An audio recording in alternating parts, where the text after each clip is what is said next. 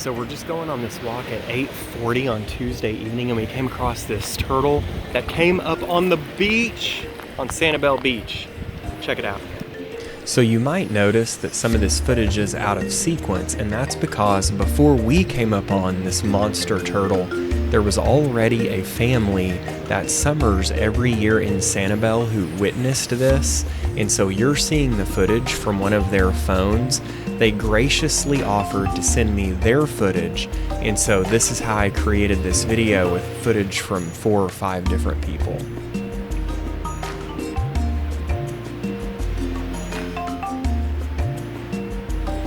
Now you'll notice here in a moment, Jolie and I come onto the screen and we're just taking a stroll on the beach. There we are, and Jolie sees the tracks leading out of the ocean and points the turtle out to me. I immediately grab my phone to start recording, and then here is where I start recording the footage of the turtle coming out of the ocean. And you'll see this is the Vick, Robbins, and Allen families. Special thanks to them. They are the kindest people. They sent me their footage. They summer on Sanibel Island and have done it, I believe, every year for 42 years. And it was the first time that they had ever seen this, and it was an amazing, singular experience to get to share with them.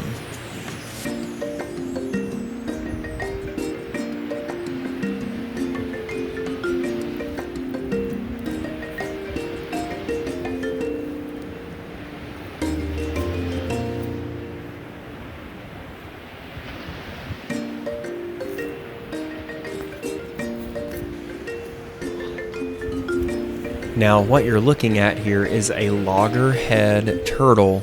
These turtles are critically endangered, and they're known as loggerhead turtles for their large head that supports powerful jaw muscles, allowing them to crush hard-shelled prey like clams and sea urchins.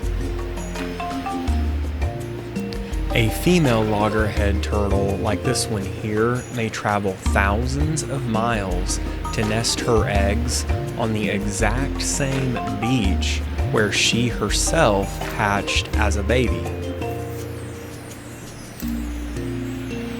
Newly hatched loggerheads are only 2 inches long, but grow into 3-foot-long, 250-pound adults. And as you can see, this one is huge.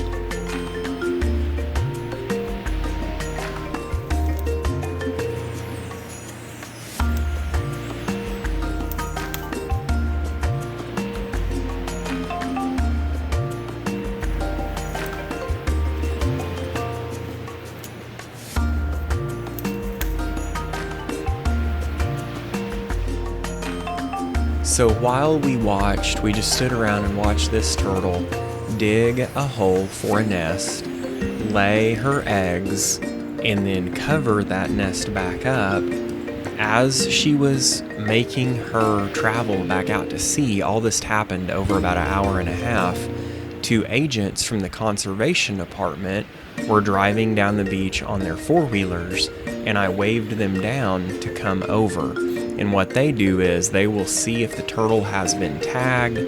They will put a barrier, like if you've seen those barriers at the beach, around the nests, and then they'll put a metal grid over the top of the nest so things like birds and coyotes can't eat the eggs.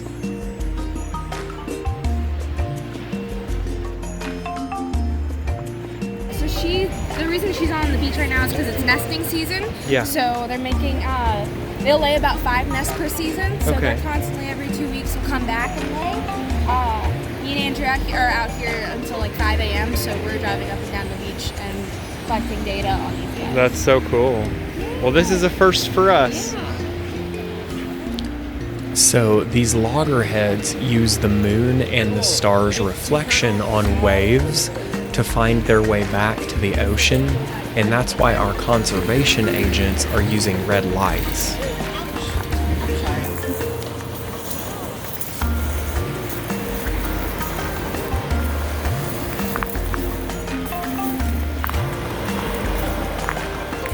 Even though this appears to be white light, it's actually red. I'm just using a night vision in my edit to help you see this better.